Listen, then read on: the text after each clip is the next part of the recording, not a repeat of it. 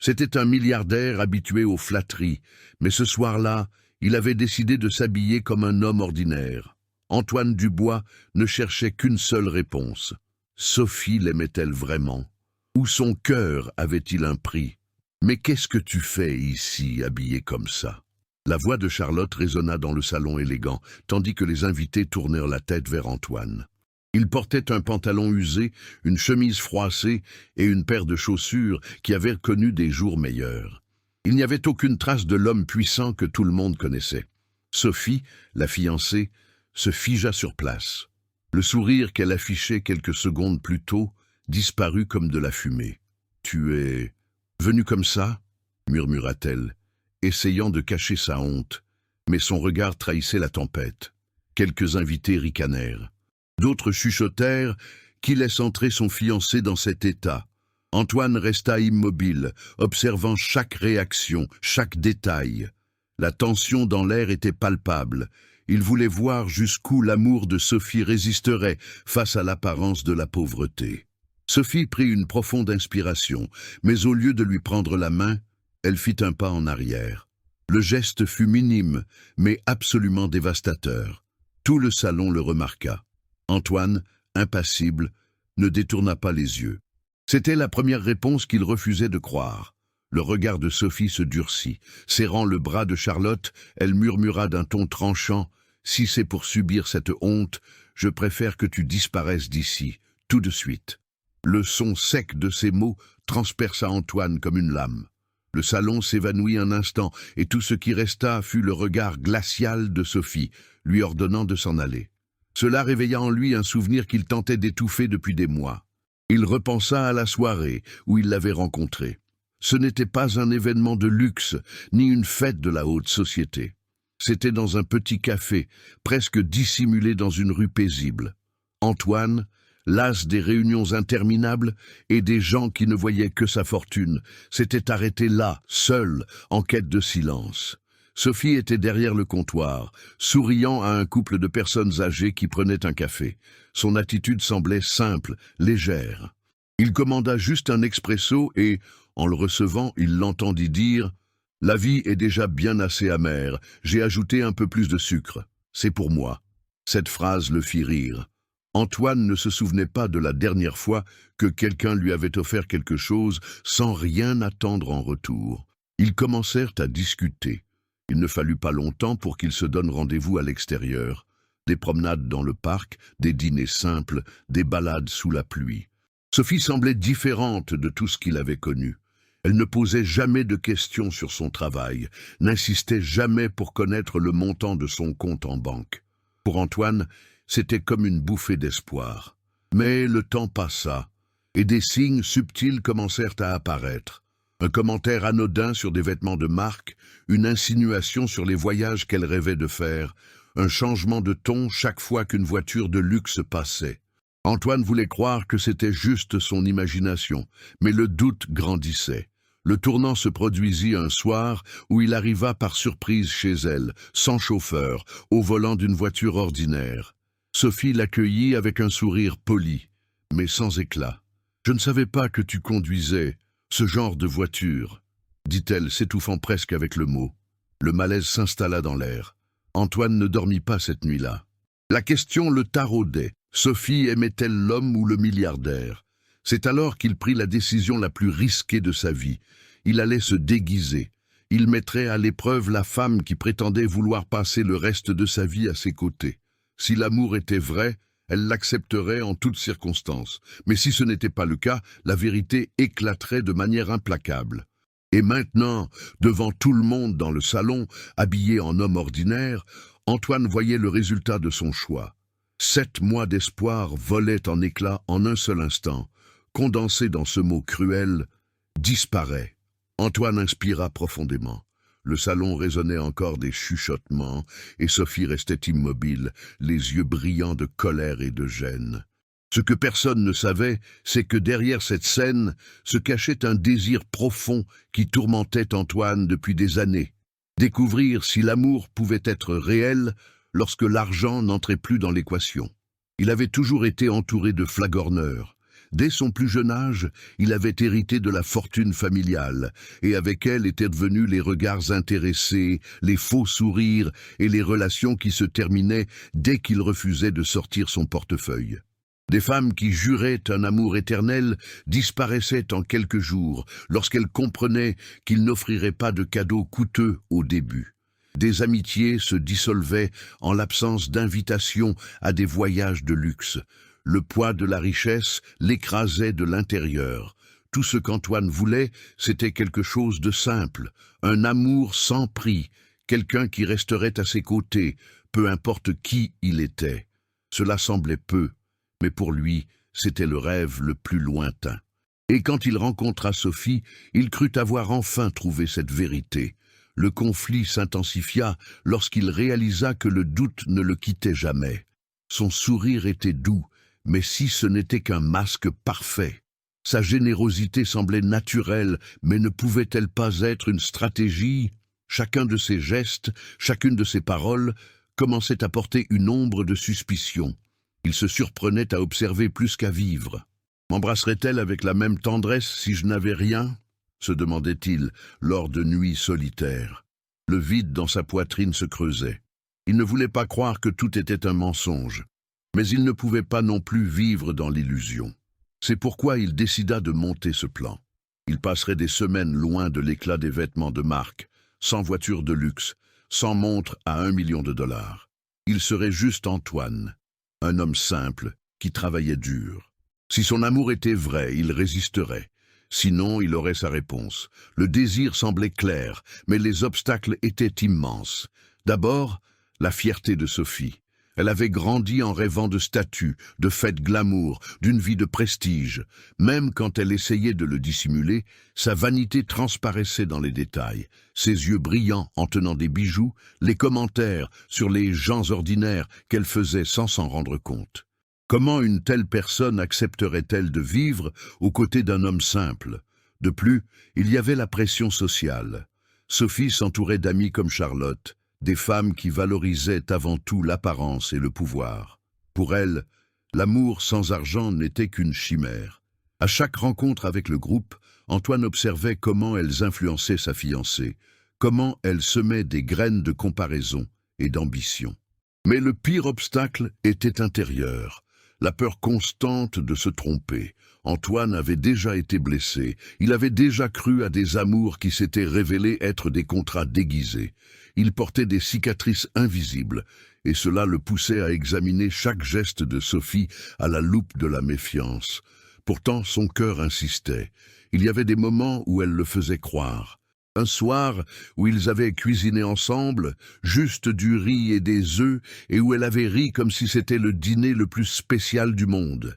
Un dimanche où ils avaient marché pieds nus sur le sable et où elle l'avait serré dans ses bras sans se presser, comme si rien d'autre n'était nécessaire. Ces instants ravivaient l'espoir. Peut-être qu'elle est différente, se disait-il. Peut-être que je suis injuste. Mais peu après, les indices qui le faisaient chuter revenaient. Son regard s'attardant quelques secondes de plus sur un sac de marque dans une vitrine. Le commentaire embarrassé sur la difficulté d'élever des enfants sans stabilité financière. L'hésitation lorsqu'il proposait des activités simples, loin des lieux sophistiqués. Son cœur était un champ de bataille. D'un côté, le désir de croire en Sophie. De l'autre, la peur panique de répéter les erreurs du passé. Chacun de ses gestes devenait une preuve ou une condamnation. Et maintenant, dans le salon, habillé comme un homme sans fortune, Antoine voyait ses fantômes se matérialiser. Le pas en arrière de Sophie, son refus de lui prendre la main, l'ordre de disparaître. Tout indiquait la pire des issues. Pourtant, quelque chose en lui résistait. Il ne voulait pas abandonner si vite. Le désir qui l'animait était plus grand que sa fierté blessée. Il devait en avoir le cœur net. Il devait voir jusqu'où irait Sophie, jusqu'où son masque tiendrait. Et le conflit n'était pas seulement entre elle et lui, mais aussi en lui-même. Une partie d'Antoine hurlait de se débarrasser de son déguisement et de révéler la vérité. « Je suis milliardaire. Je suis l'homme que tu as accepté d'épouser. » Cette partie voulait une justice immédiate, voulait l'avoir humilié devant tous. Mais une autre partie, plus silencieuse et douloureuse, disait « Attends, laisse-la montrer qui elle est vraiment. Ne la force pas. Si c'est un mensonge, elle se trahira toute seule. Et s'il y a encore de l'amour, tu ne peux pas le détruire par précipitation. » Ainsi, le désir et le conflit s'entremêlaient. Antoine voulait l'amour, mais il devait affronter le risque de découvrir la fausseté. Il voulait croire, mais il avait peur de la vérité. Il voulait la justice, mais il ne pouvait pas trahir sa propre quête. Le salon semblait rétrécir à chaque seconde. Les regards, les chuchotements, la honte lui brûlaient la peau. Mais à l'intérieur de lui, la guerre continuait. Et il savait que cette nuit ne se terminerait pas en silence. La réponse de Sophie ne faisait que commencer à se révéler, et Antoine devrait endurer jusqu'au dernier coup avant de connaître la vérité. La salle de réception était illuminée par des lustres en cristal, se reflétant dans des coupes fines et des robes scintillantes. Tout le monde semblait figé après que Sophie ait demandé à Antoine de disparaître. Un silence pesant s'installa, mais fut bientôt rompu par les murmures venimeux des spectateurs. « Il n'avait pas d'autres vêtements ?» marmonna une dame à la table voisine. « On dirait un serveur perdu ici », se moqua un autre invité. Antoine garda le regard fixé sur Sophie. Il espérait qu'elle se rétracterait, qu'elle dirait quelque chose pour apaiser la douleur de ses paroles. Mais ce qui suivit fut encore pire. « Antoine, tu ne comprends pas !» dit-elle, forçant un sourire pour ses amis, mais la voix basse et dure. « J'ai une image à préserver, les gens regardent. » Ces phrases le frappèrent comme des coups de marteau. Image, gens, apparence. Était-ce tout ce qui comptait? Charlotte, toujours prête à envenimer la situation, en profita. Elle s'approcha de la fiancée et dit assez fort pour que tout le monde entende. « Sophie, tu mérites bien mieux que ça. Un homme qui n'apporte même pas une tenue décente pour son dîner de fiançailles. Imagine le reste de ta vie. » Certains rirent ouvertement. D'autres se contentèrent de sourire derrière leur coupe. Antoine sentit la chaleur monter à son visage, non pas par honte de sa tenue simple, mais par l'humiliation publique qui se transformait en spectacle. Il tenta de parler, mais Sophie le devança. « Antoine, j'ai toujours rêvé d'une vie stable, confortable. » Sa voix tremblait, non pas d'émotion, mais d'impatience. « Comment peux-tu espérer que je croie en l'avenir si tu ne te soucies même pas de bien te présenter devant ma famille et mes amis ?» Son cœur se brisait en silence. Chaque mot qu'elle prononçait semblait confirmer ses pires craintes. Au fond de la salle, un serveur laissa tomber un plateau, et le bruit métallique des verres brisés parut accentuer la scène. Les gens se retournèrent, mais leurs yeux revinrent rapidement sur Antoine et Sophie, comme s'ils assistaient à une pièce cruelle dont ils ne pouvaient pas manquer le dénouement. « Il n'est pas celui que vous croyez !» cria Charlotte en riant. « Regardez-le, on dirait un mendiant qui essaie de s'incruster à une soirée de gala. » Sophie ne la réprimanda pas. Au contraire, elle serra le bras de son amie et resta silencieuse, laissant le venin couler librement. Antoine ferma les yeux un instant. La douleur était immense, mais une partie de lui cherchait encore une dernière lueur d'espoir. Peut-être était-elle simplement effrayée. Peut-être que la peur de l'opinion des autres parlait plus fort. Il devait l'entendre de sa bouche. Il devait en être certain. « Sophie, dit-il, la voix ferme mais chargée d'émotion, que ferais-tu si je n'avais rien ? Si j'étais seulement cet homme simple que tu vois maintenant ?» Le salon retint son souffle. C'était la question que personne n'oserait poser, mais Antoine la lança au milieu de la fête comme un défi direct. Sophie cligna des yeux plusieurs fois, comme si elle était prise au dépourvu. Ses lèvres tremblèrent, mais ce qui en sortit fut dévastateur. « Alors je te dirai que nous n'avons aucun avenir. » L'impact de ces mots fut comme un coup de poing collectif. Certains écarquillèrent les yeux, d'autres portèrent la main à la bouche. Charlotte sourit, satisfaite, comme si elle avait remporté une bataille. Antoine sentit le sol se dérober sous ses pieds. C'était ça, la réponse qu'il redoutait. Le salon tout entier savait maintenant. La fiancée qui jurait un amour éternel renonçait face à la simple possibilité de la pauvreté. « Sophie !» tenta-t-il de nouveau, mais sa voix se brisa. « Tu ne m'aimes pas ?» Elle prit une profonde inspiration et, au lieu de répondre, secoua simplement la tête en détournant le regard, comme si elle était même fatiguée de maintenir la farce. À ce moment, les invités se divisèrent. Certains murmuraient de basses critiques. Quelle femme cruelle, il mérite mieux.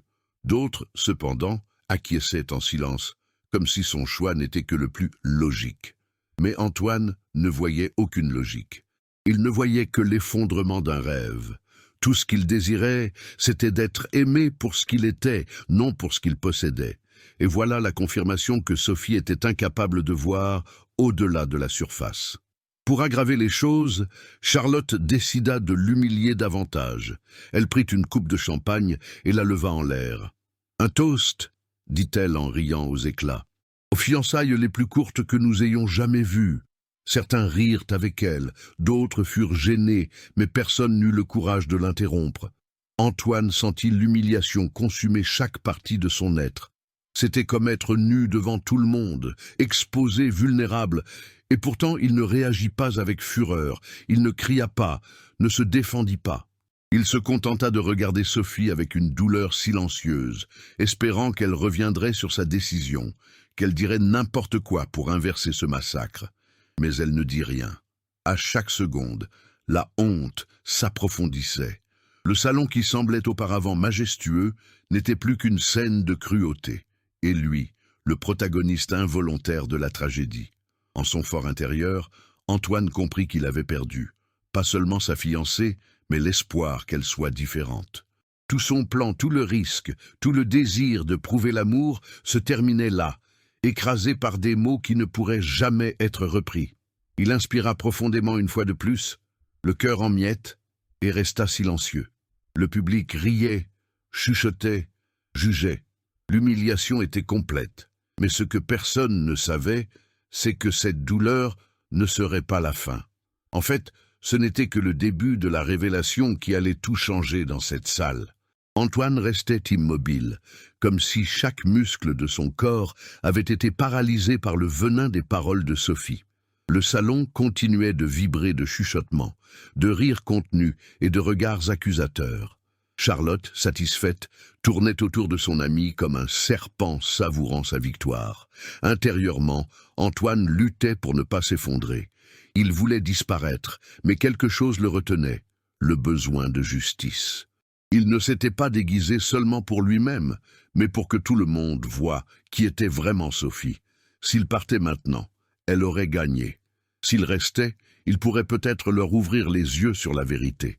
C'est à cet instant qu'une voix retentit dans le salon, ferme, coupant court au rire des présents. « Je pense qu'il y a quelque chose qui ne va pas ici. » Tout le monde se retourna.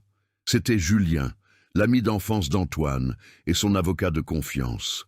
Contrairement aux autres invités, il n'avait pas une expression moqueuse, mais indignée. Il se dirigea vers le couple et regarda Sophie avec fermeté. « Tu es vraiment en train de rejeter l'homme que tu as accepté d'épouser, simplement parce qu'il n'est pas habillé comme tu l'espérais ?» Sophie rougit de colère. « Julien, tu ne comprends pas. Il ne s'agit pas de vêtements, il s'agit de responsabilité, de... » Elle bégaya, cherchant une excuse convaincante. « Non !» l'interrompit Julien d'une voix encore plus ferme. « Il s'agit d'intérêt. Il s'agit de montrer qui tu es vraiment quand les apparences tombent. » Le silence se fit dans le salon. Beaucoup chuchotaient, mais personne n'osait contredire l'avocat. Charlotte tenta d'intervenir. « Et qui es-tu pour juger, hein? C'est entre eux. » Julien se tourna vers elle. « Je suis quelqu'un qui connaît Antoine depuis l'enfance. Quelqu'un qui a déjà vu des gens essayer de l'utiliser pour ce qu'il a et non pour ce qu'il est. Et je sais reconnaître quand l'histoire se répète. » Ces mots résonnèrent comme des coups de marteau. Antoine sentit son cœur s'accélérer. Pour la première fois de la soirée, quelqu'un le défendait. Sophie croisa les bras, essayant de retrouver son sang-froid. C'est ridicule. Il n'a aucun moyen de maintenir la vie qu'il a promise. Je ne vais pas me marier pour vivre dans la misère. À cet instant, Antoine leva les yeux et parla calmement. Et si c'était vrai, Sophie, si je n'avais rien, est-ce que tu jetterais tout par-dessus bord? Bien sûr que oui, lui échappa-t-il, sans qu'elle puisse se contrôler. Le choc parcourut le salon, les rires nerveux se turent. Ce qui n'était qu'une insinuation devenait maintenant une confession claire. Julien saisit l'occasion. « Très bien, assez joué. Antoine, il est temps d'arrêter de te cacher. » Le cœur de Sophie s'emballa. Elle écarquilla les yeux et se tourna vivement vers son fiancé. Qu'est-ce qu'il veut dire par là? Antoine prit une profonde inspiration. La colère brûlait toujours en lui, mais il décida que ce ne serait pas la vengeance qui guiderait ses prochains pas. Ce serait la vérité. « Je n'ai jamais été pauvre, Sophie.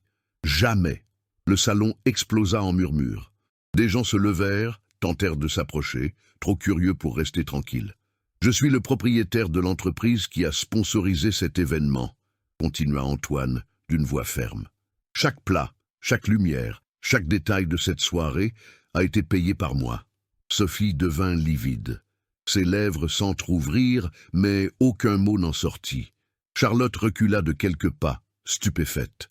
Antoine poursuivit, la voix ferme et amère. « Je voulais savoir si tu m'aimais pour ce que je suis, pas pour ce que j'ai. J'ai décidé de me déguiser, de tout cacher, pour que la vérité éclate.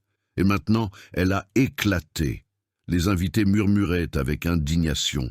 Certains chuchotèrent des phrases comme « Quelle honte !» Elle ne voulait que l'argent. Comment a-t-elle pu?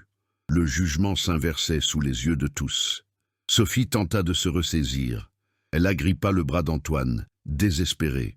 « Mon amour, je ne savais pas, j'avais juste peur. Je pensais que tu avais tout perdu. Je ne voulais pas te mettre la pression. » Mais Antoine repoussa sa main calmement. « Ne me mens pas maintenant.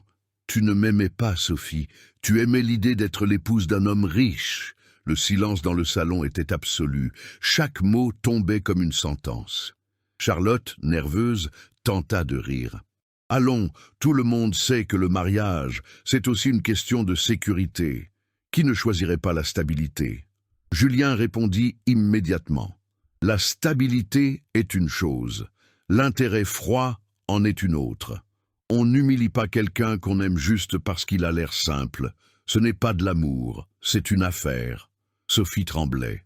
Son regard parcourait les invités comme pour chercher du soutien, mais elle ne rencontrait que du mépris.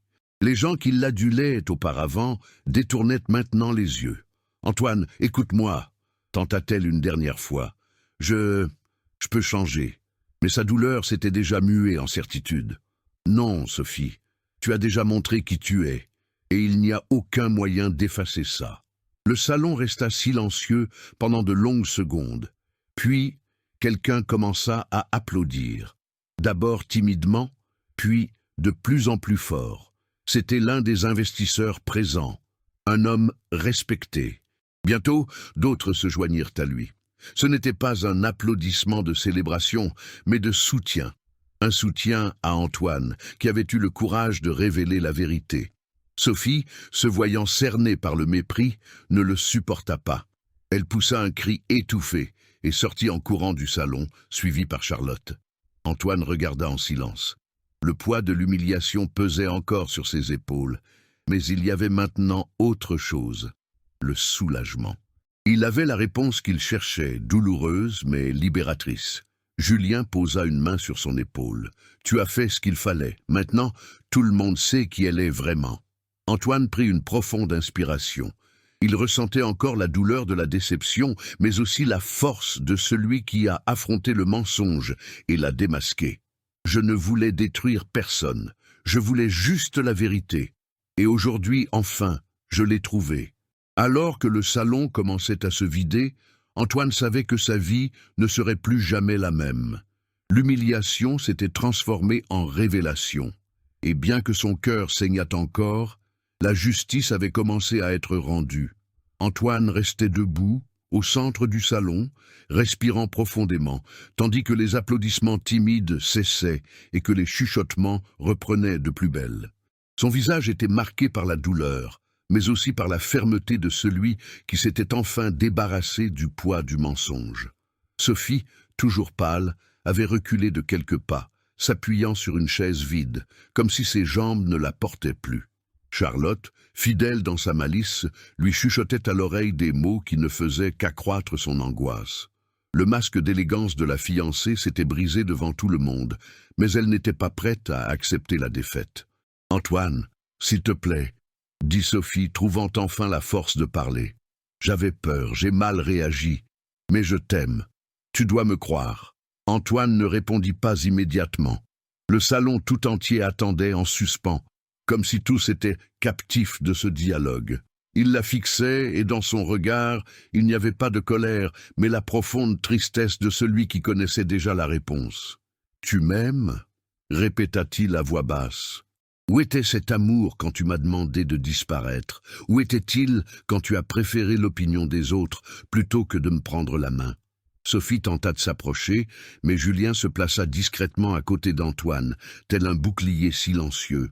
« Antoine, ne la laisse pas te manipuler, » murmura-t-il. « Elle a déjà montré qui elle est. » Mais Sophie n'abandonna pas. « J'avais peur, » cria-t-elle, des larmes coulant sur son visage. « Tu ne comprends pas. J'ai grandi sans rien, je me suis promis que je ne connaîtrais plus jamais le besoin. Quand je t'ai vu comme ça, habillé en homme ordinaire, j'ai paniqué. C'était un réflexe, pas un manque d'amour. » Les invités murmurèrent entre eux. Certains secouaient la tête en signe de désapprobation, d'autres semblaient hésiter, comme s'ils cherchaient encore à comprendre. Antoine, cependant, savait que cette supplique ne concernait pas l'amour, mais le désespoir de perdre le statut qu'elle croyait avoir acquis. Il fit un pas en avant et parla, non seulement à Sophie, mais à tous ceux qui observaient. L'amour ne se mesure pas au luxe, mais à la présence dans les moments difficiles. Si tu ne peux pas être aux côtés de quelqu'un quand il semble n'avoir rien, alors ce n'a jamais été de l'amour. C'était une affaire. Un silence respectueux s'installa dans le salon. Beaucoup baissèrent la tête comme s'ils réfléchissaient à leur propre vie. Sophie, quant à elle, semblait étouffée face à ces mots. « Non, ce n'est pas ça, » insista-t-elle, la voix tremblante. « Je peux le prouver. Donne-moi une chance, Antoine. Donne-moi une chance de te montrer que je t'aime. » Il prit une profonde inspiration, ferma les yeux un instant, comme pour puiser des forces, puis il ouvrit son cœur devant tous. « Sophie, je t'ai donné toutes les chances. Chaque moment simple que nous avons passé, chaque fois que j'ai essayé de te montrer qui j'étais sans ma richesse, tu as toujours hésité. J'avais besoin de croire que tu serais différente. Mais aujourd'hui, devant tout le monde, tu m'as montré la vérité. » Sophie tomba à genoux, pleurant désespérément. « S'il te plaît, ne me fais pas ça. Tu ne comprends pas, je voulais juste la sécurité, je voulais juste être sûr. » Julien se pencha et dit à voix haute, pour que tout le monde entende. Elle voulait un contrat, pas un mariage. Ces mots résonnèrent comme une sentence. Les invités se mirent à murmurer leur accord. Certains se levèrent, même, indignés par la scène. À ce moment, une femme âgée se leva. C'était Madame Élise, une grand-tante d'Antoine, connue pour son franc-parler et son respect. « Mon garçon, tu as bien fait, » dit-elle d'une voix ferme. « Mieux vaut souffrir maintenant que de passer sa vie avec quelqu'un qui ne resterait à tes côtés que tant que l'argent durerait. » Les applaudissements reprirent, plus fort cette fois. Le poids de la vérité se répandit dans le salon, étouffant encore plus Sophie. Charlotte, irritée, tenta de renverser la situation. « Vous êtes tous des hypocrites. Qui ici ne choisirait pas le confort plutôt que le sacrifice? Vous feriez tous la même chose qu'elle. » Mais personne ne la soutint. Au contraire, une vague de réprobation s'empara de l'assemblée. Une femme dans le public répondit à voix haute « L'amour n'est pas une négociation. Celui qui aime vraiment ne choisit pas la vie la plus facile, il choisit la bonne personne. » Sophie regarda autour d'elle et réalisa qu'elle était seule. Ce qui était autrefois de l'admiration et de l'envie était maintenant du mépris et de la répulsion. L'humiliation qui s'était abattue sur Antoine se retournait maintenant contre elle. Antoine fit alors ce que personne n'attendait. Il s'approcha de Sophie, toujours à genoux, et l'aida à se relever. Ce geste surprit tout le monde. « Je ne veux pas te détruire, Sophie. Je ne veux pas qu'on se souvienne de toi uniquement pour cette erreur. Mais je ne peux pas non plus continuer à faire semblant. Nos fiançailles s'arrêtent ici. » Le salon explosa en réaction. Certains applaudirent, d'autres soupirèrent, quelques-uns pleurèrent même. Antoine, cependant, était calme. Il avait pris sa décision, et elle n'était pas guidée par la haine, mais par la libération. Sophie tenta de parler à nouveau, mais sa voix la trahit. Ses yeux embués montraient que pour la première fois, elle comprenait qu'elle avait perdu non seulement l'argent, mais aussi la seule chance de vivre un véritable amour. Julien posa la main sur l'épaule d'Antoine, souriant fièrement. « Tu as gagné, mon ami. Pas de la manière dont tu rêvais, mais de la manière dont tu en avais besoin. » Antoine prit une profonde inspiration. Il ressentait la douleur de la perte, mais aussi la légèreté de la vérité révélée. Il n'était plus prisonnier du doute. Il savait qui était Sophie. Il savait ce qu'elle voulait, et maintenant il était libre d'aller de l'avant. Alors que la fiancée quittait le salon la tête basse, accompagnée d'une Charlotte furieuse, Antoine resta face aux invités. « Aujourd'hui, j'ai découvert que le véritable amour ne craint pas la pauvreté. Il ne fuit pas devant les difficultés. Il ne choisit pas en fonction du statut. Ce que j'ai vu ici n'était pas de l'amour. Mais j'ai appris devant vous tous que la vérité finit toujours par éclater, tôt ou tard. » Le public répondit par une salve d'applaudissements chaleureux. Antoine ne sourit pas, mais la fermeté de sa posture montrait qu'au fond, il avait remporté la bataille la plus importante, celle d'être fidèle à lui-même. Le point culminant de cette soirée était atteint. L'homme qui était entré dans le salon, habillé en pauvre, en sortit plus riche que jamais, non pas en argent, mais en vérité. Et alors qu'il se dirigeait vers la sortie, avec Julien à ses côtés, Antoine savait que ce chapitre douloureux se transformerait en un nouveau départ. Car parfois, il faut perdre ce qui n'a jamais été vrai pour être prêt pour ce qui compte vraiment. La soirée était terminée, mais le souvenir de ce qui s'était passé dans ce salon résonnait encore en Antoine. Le poids de l'humiliation qu'il avait subie s'était transformé en une victoire morale, et même si son cœur souffrait encore, il savait qu'il était plus fort que jamais. Dans les jours qui suivirent, les rumeurs sur la rupture se répandirent comme une traînée de poudre. La haute société, qui célébrait autrefois le couple, chuchotait maintenant dans les couloirs et les chroniques mondaines. Sophie devint synonyme d'intérêt et de fausseté. Les amis qui l'entouraient auparavant disparurent soudainement. Les invitations se firent rares, les portes se fermèrent, et l'éclat qu'elle recherchait tant s'éteignit. Charlotte, sa fidèle complice, tenta de la défendre publiquement, mais finit par se brûler les ailes.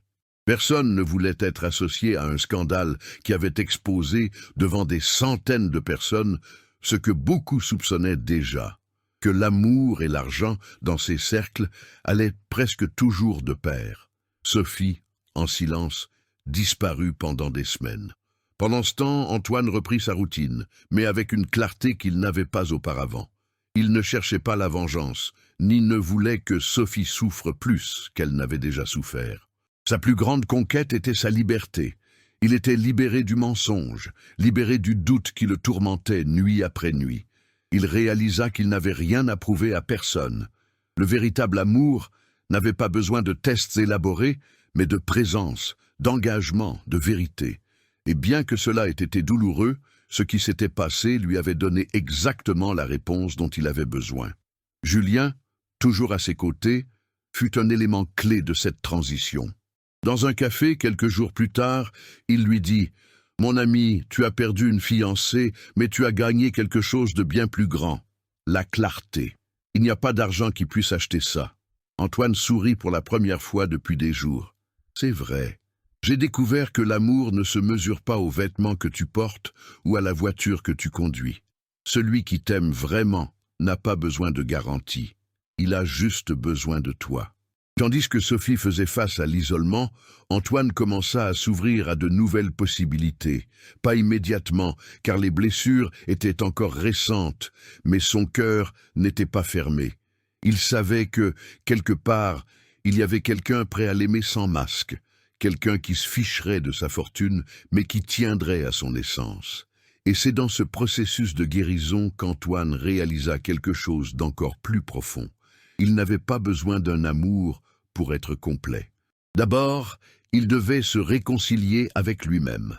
Il commença à consacrer plus de temps à des projets sociaux, aidant des communautés défavorisées, finançant des écoles, soutenant de jeunes entrepreneurs. Il se sentait vivant en utilisant sa fortune non pas comme une armure contre la solitude, mais comme un pont pour transformer des vies. Ce nouvel objectif commença à changer la façon dont tout le monde le voyait. Non plus seulement le milliardaire puissant, mais un homme qui connaissait le poids du véritable amour et l'importance de ne pas se vendre pour les apparences. Pendant ce temps, Sophie tenta de revenir dans la société, mais il était trop tard. L'étiquette la poursuivait. Chaque fête à laquelle elle participait lui valait des regards accusateurs. Chaque nouvelle amitié était empreinte de méfiance. Elle apprit à ses dépens que l'amour ne s'achète pas et qu'un masque peut tomber en quelques secondes, révélant tout ce qu'on a essayé de cacher. Antoine, au contraire, gagna le respect et l'admiration. Son courage à s'exposer, à montrer sa vulnérabilité devant tous, inspira beaucoup de gens. Des hommes et des femmes qui craignaient auparavant d'être utilisés pour ce qu'ils possédaient, commencèrent à repenser leurs propres relations. Et au fond, la plus grande leçon était claire. Le véritable amour ne craint pas la pauvreté, ne s'effraie pas des difficultés, n'abandonne pas au premier défi. L'amour, c'est rester, même quand tout semble perdu. Quelques mois plus tard, lors d'un discours devant de jeunes entrepreneurs, Antoine partagea son histoire sans citer de nom. Il parla de l'importance de la vérité, de ne pas se laisser abuser par les apparences. Il dit que la plus grande richesse d'un homme ne réside pas dans son compte en banque, mais dans la certitude d'être aimé pour ce qu'il est vraiment. L'auditorium se leva pour l'applaudir. Beaucoup furent émus, d'autres réfléchirent.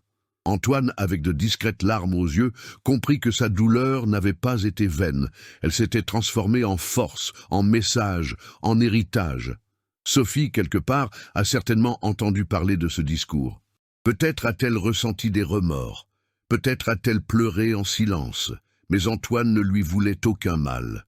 Au contraire, dans son cœur, il n'y avait que de la compassion, car il savait que la vie exige toujours la vérité, et que tôt ou tard, chacun récolte ce qu'il sème. Et ainsi, l'histoire qui avait commencé par un test risqué se termina en leçon de vie. Antoine n'avait plus besoin de faire semblant d'être pauvre pour savoir qui était à ses côtés. Il faisait maintenant confiance à quelque chose de bien plus grand, la certitude que la vérité trouve toujours son chemin et que l'amour authentique, même rare, existe.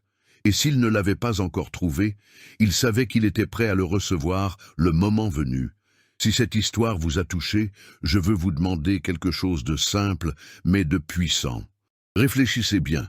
Combien de fois vous êtes-vous demandé si quelqu'un est à vos côtés par amour véritable ou simplement par intérêt? La vérité fait mal, mais elle libère. Antoine a eu le courage de s'exposer, de mettre son propre bonheur à l'épreuve. Et il a découvert le vrai visage de celle qui disait l'aimer. Peut-être que vous n'aurez jamais besoin de faire un test aussi extrême, mais vous avez certainement déjà ressenti dans votre cœur le doute sur qui tient vraiment à vous. Et c'est pourquoi je vous invite à réfléchir avec moi. Croyez-vous qu'il existe encore un amour véritable, capable de résister même en l'absence de richesse, de luxe ou de statut? Écrivez dans les commentaires.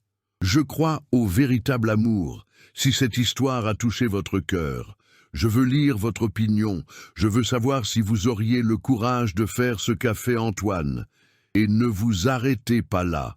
Partagez cette vidéo avec quelqu'un qui a besoin d'ouvrir les yeux, quelqu'un qui vit peut-être une relation basée sur les apparences. Ce pourrait être le coup de pouce qui manque à cette personne pour voir la vérité. Et bien sûr, si vous voulez continuer à suivre des histoires fortes, émouvantes et pleines de leçons comme celle-ci, abonnez-vous maintenant à la chaîne. Activez les notifications pour ne pas manquer le prochain chapitre. Car ici, chaque histoire est un puissant rappel que la vérité triomphe toujours. Êtes-vous prêt pour la prochaine ?